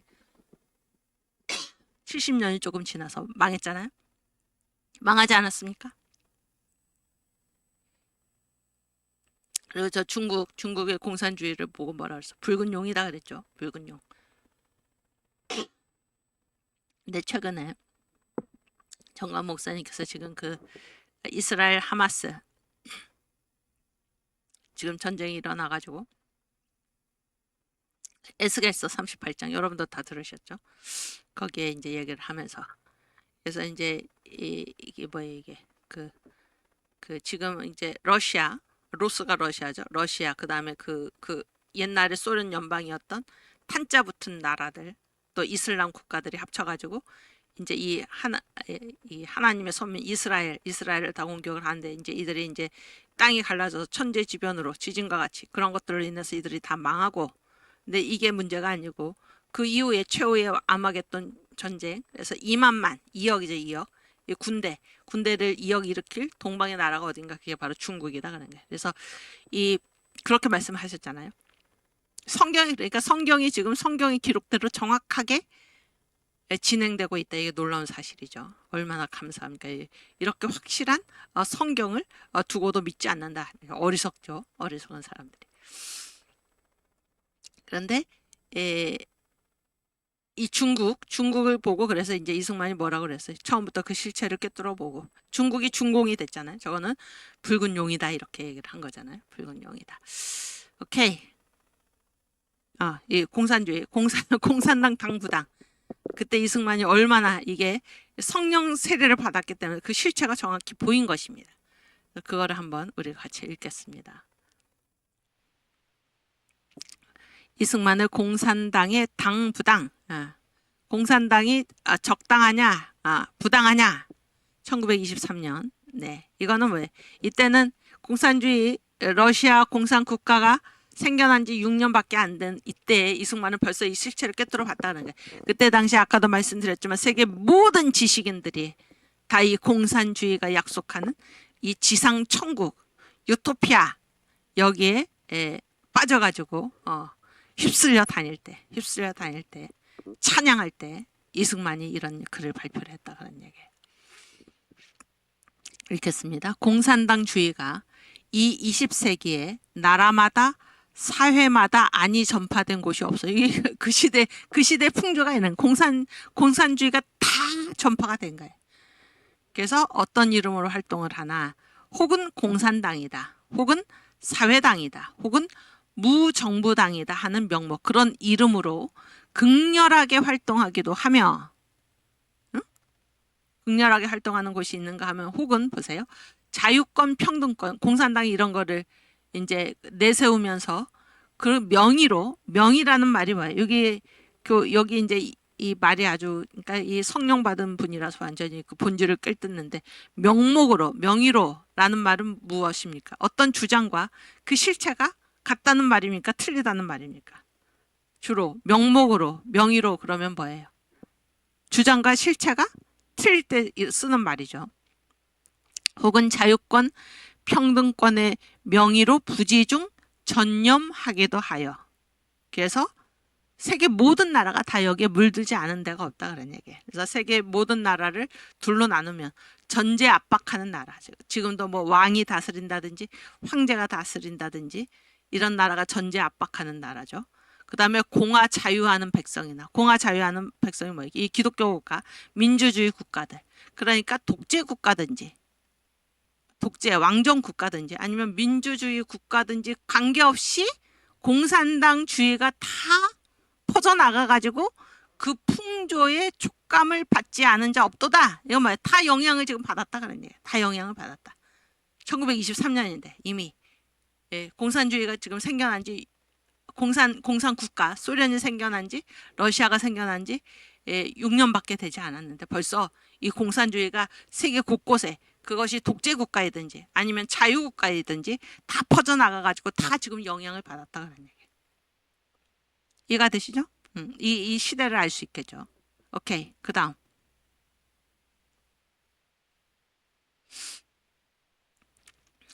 인민의 평등주의라. 인민의 평등주의. 이게 뭐예요? 공산당의 주장이다 그런 얘기죠.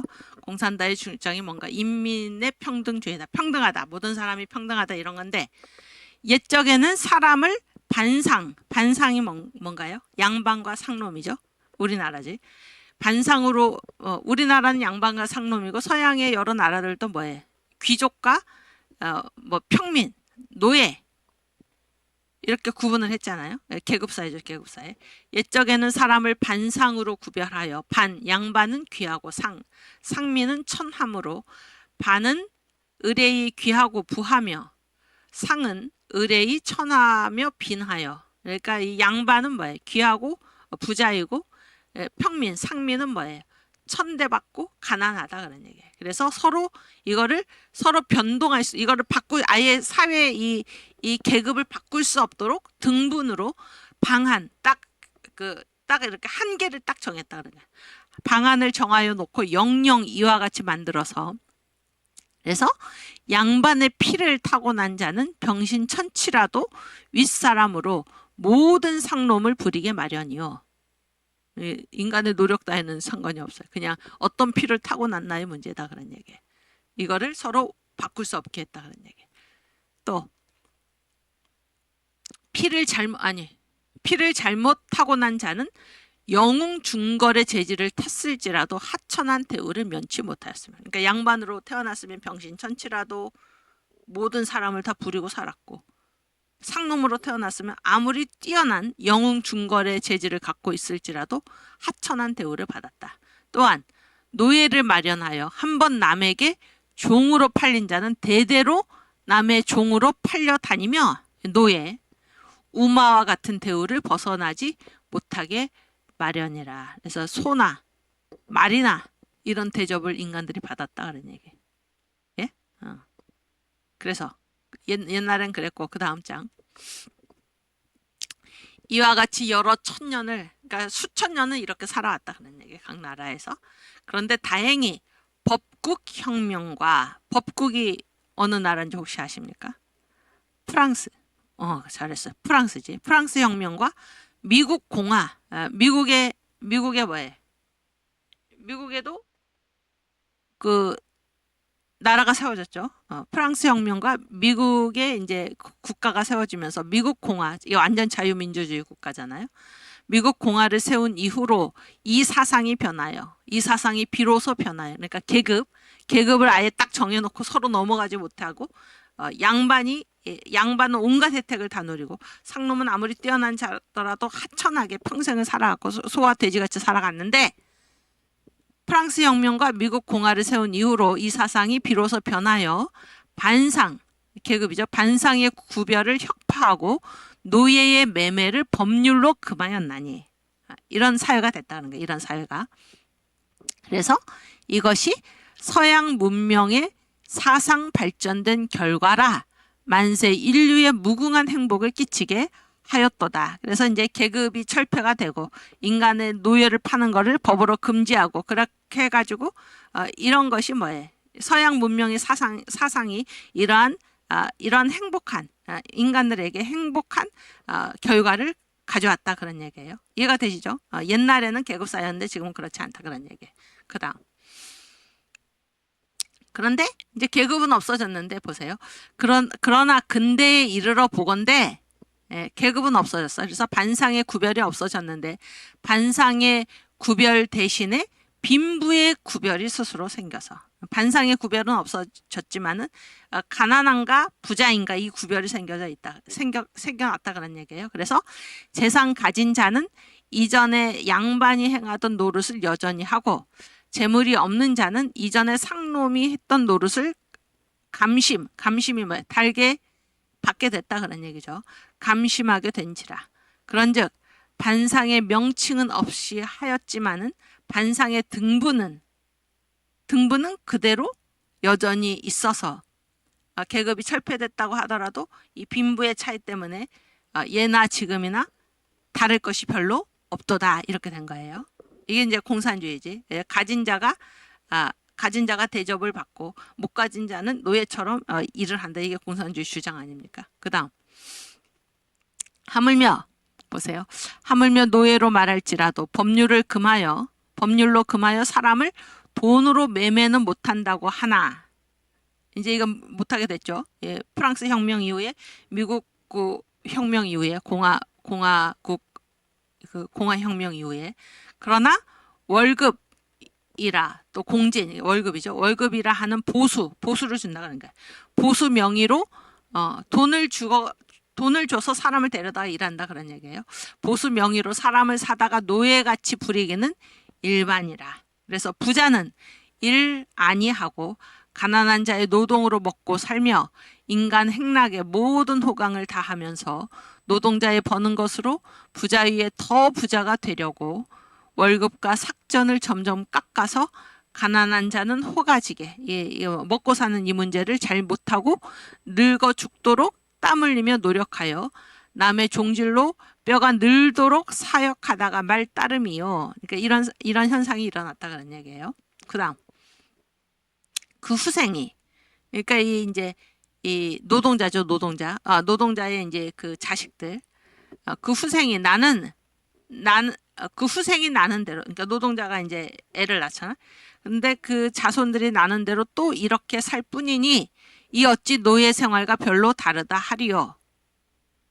이해가 되시죠? 그래서 이 돈 있는 사람은 뭐예요? 돈 있는 사람은 계속 돈으로 사람을 사서 부리고 이 노동자는 뭐예요? 노동자는 계속해서 자기의 아버지처럼 계속해서 이 월급을 받으면서 평생을 노예처럼 이제 일을 한다. 이게 공산주의자들의 주장이잖아요.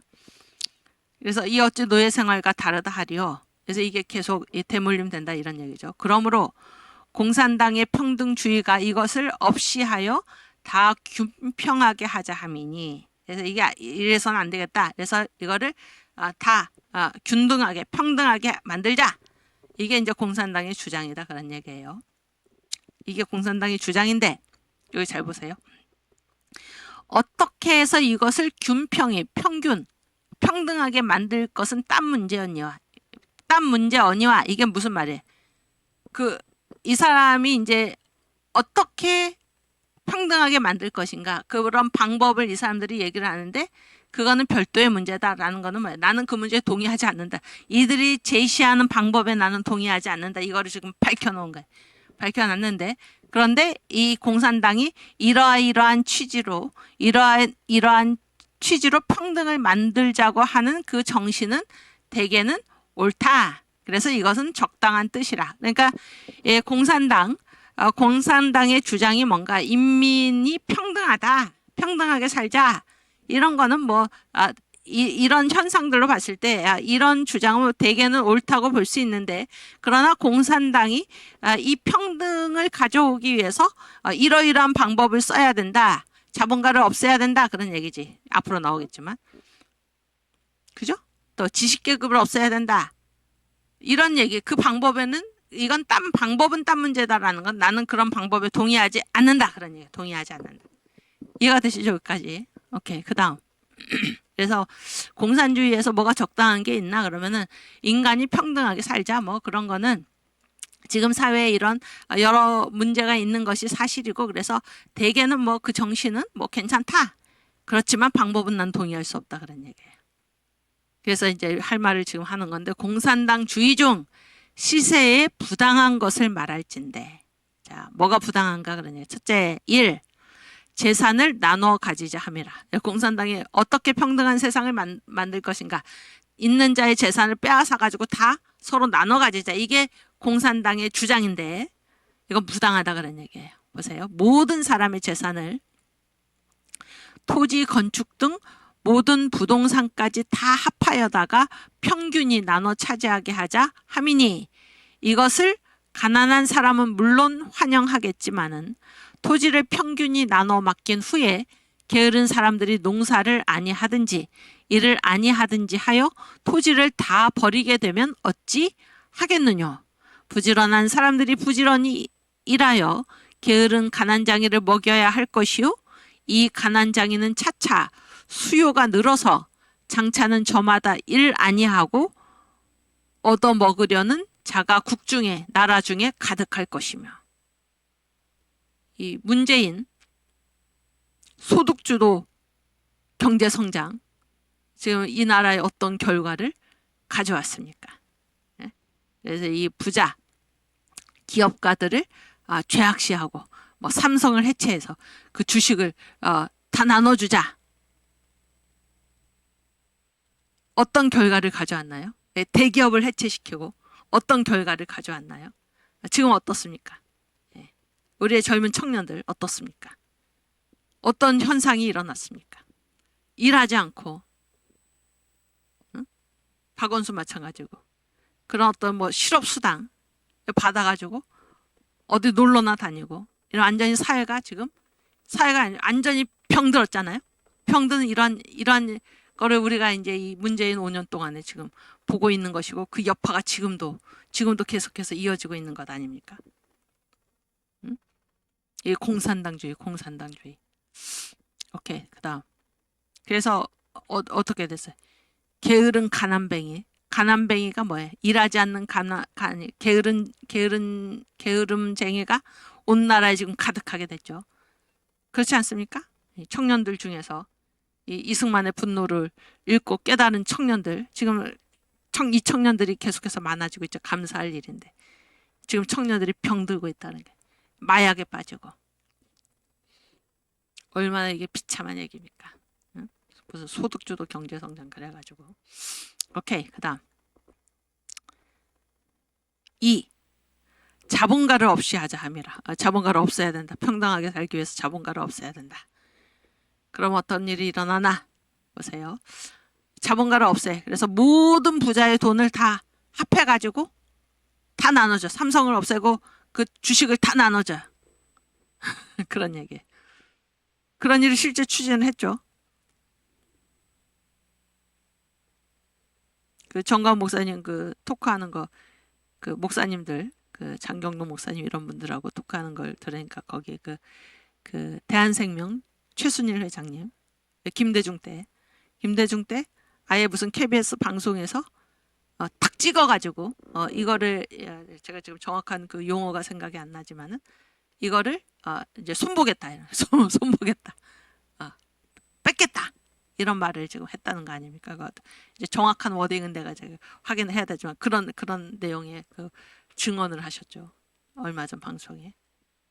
이게 뭐예요? 자본가를 없이 하자 이런 얘기잖아요. 모든 부자의 돈을 합하여다가 공동이 나눠 가지고 살게 하면 부자의 양반 노릇하는 패단은 막히려니와 보세요. 그런데 어떤 일이 벌어지나 재정가들의 경쟁이 없어져요. 재정가들은 뭐예요? 더욱더 잘 살기 위해서 어떻게 해요? 어떻게 경쟁하면서 뭐예요? 사람들한테 필요한 것들을 생산해내고 그런 얘기잖아요.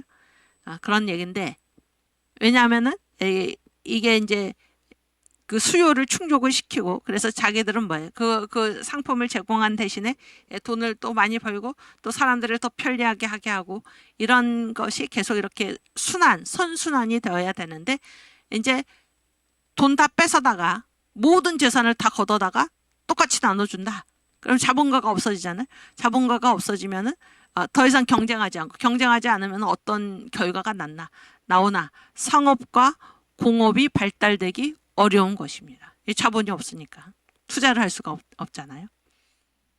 그러면 이제 어떤 일이 또 벌어집니까? 사람의 지혜가 막히고 사람이 이제 더 이상 생각하지 않으니까 지혜가 막히게 되고 그래서 모든 미묘한 기계와 연장이 다 어떻게 돼? 스스로 폐기돼요. 이제 이게 생산을 하지 않으니까 이거 뭐예요? 그동안 해놓은 것이 다 쓸 데가 없게 되는 거죠. 쓸 데가 없게 돼.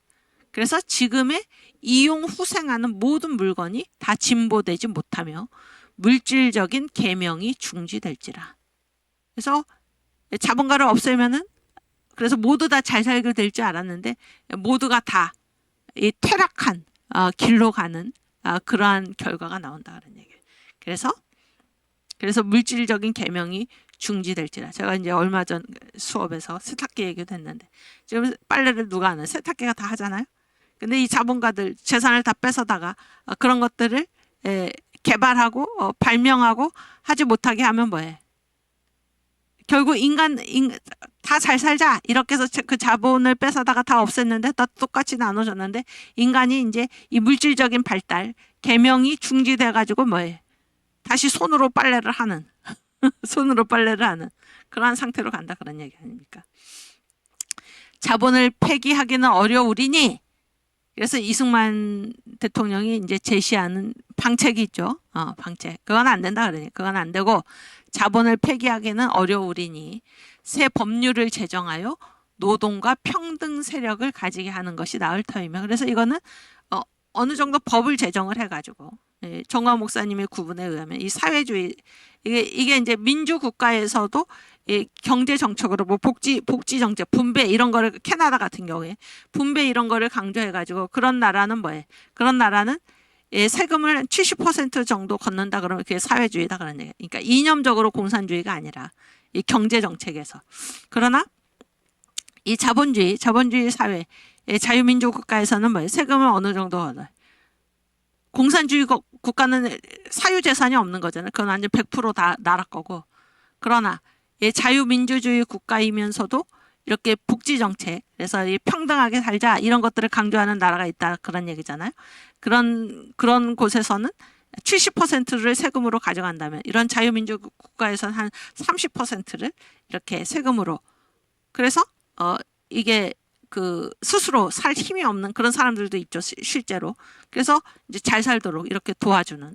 그래서 세금을 낸 자에게는 영광을 돌리고 이런 나라가 있다 그런 얘기. 근데 이거를 다 뭘로 하면 되나? 법률로 하면 되는 거지. 법으로 제정해서 하면 되는 것이지. 자본가를 없애가지고는 이게 될 일이 아니다 그런 얘기입니다. 이해가 되시죠? 그다음. 그래서 지금 뭐예요? 지금 그 정광 목사님이 그 우리가 함께 운동을 하고 있는 7대 결의사항. 그래서 그 뭐예요? 국민연금을 1000만 명 조직이 되고 나면 이 7대 결의사항이 1000만 명 조직이 되고 나면 일단은 우선은 65세 이상 된 분들로부터 한 달에 100만 원씩 드리겠다. 이게 뭐예요? 이게 바로 뭐예요? 이게 바로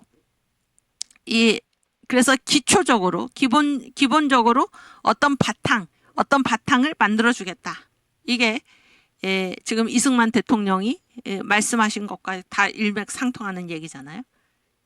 정광 목사님이 이런 생각을 하신 때가 언제란 거예요? 2006년에 그 뉴욕 월가 그때 그 쇼크 때문에 그 충격 때문에 어느 정도는 사람들에게 어느 정도의 기본적으로 인간다운 그러한 그 생활을 할 수 있도록 어떤 기본은 주어져야 된다 이런 생각을 지금 하셨다는 거잖아요.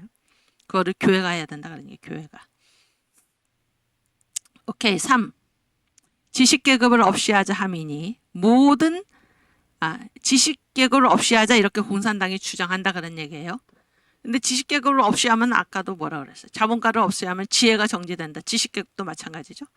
그래서 지식계급을 없앨 게 아니고 모든 백성들을 가르치면 된다. 그러니까 이승만의 주장은. 그래서 모든 인민의 보통 상식 정도를 높여야 된다. 그런 얘기예요. 그래서 이승만 대통령이 우리나라를 건국할 그 당시에 문맹률이 78%. 이거를 국민학교를 만들고 사람들에게 국민학교가 뭐예요? 영어로 엘리멘타리 스쿨이죠. 기초적인 인간이라면 그 국민이라면 반드시 알아야 할 기초적인 것을 배우도록 한 사람이 누구예요? 이승만이에요. 이승만. 인민의 상식 정도를 높인 것입니다. 글도 읽지 못하는 사람들에게. 위대한 우리의 국보죠. 공산주의자들은 지식계급을 없애자. 왜 지식계급이 잘 사니까. 이 파괴적인 주장을 하는 것이 공산주의인데 이거는 부당하다. 그렇게 하지 말고 모든 인민의 보통 상식 정도를 높여서 지금의 학식으로 배워가지고 양반 노릇하는 사람들과 비등하게 되자. 이거는 옳지만 지식계급을 없이 하자 하는 거는 불가하다. 이렇게 이제 말씀하신 것입니다. 아주 중요한 내용이고 지금도 그대로 통하는 내용이기 때문에 이거를 지금 자세히 읽고 있는데 오늘 여기까지 하고 지금 시간이 다 돼서 다음 시간에 또 계속해서 읽도록 하겠습니다. 네, 우리 주기도문 하고 마치겠습니다. 하늘에 계신 우리 아버지여, 이름이 거룩히 여김을 받으시오며 나라가 임하옵시며 뜻이 하늘에서 이룬 것 같이 땅에서도 이루어지이다. 오늘날 우리에게 일용할 양식을 주옵시고 우리가 우리에게 죄 지은 자를 사하여 준 것 같이 우리 죄를 사하여 주옵시고 우리를 시험에 들게 하지 마옵시고 다만 악에서 구하옵소서. 대개 나라와 권세와 영광이 아버지께 영원히 있사옵나이다. 아멘. 네, 감사합니다. 우리 다음 주에 반갑게 뵙겠습니다.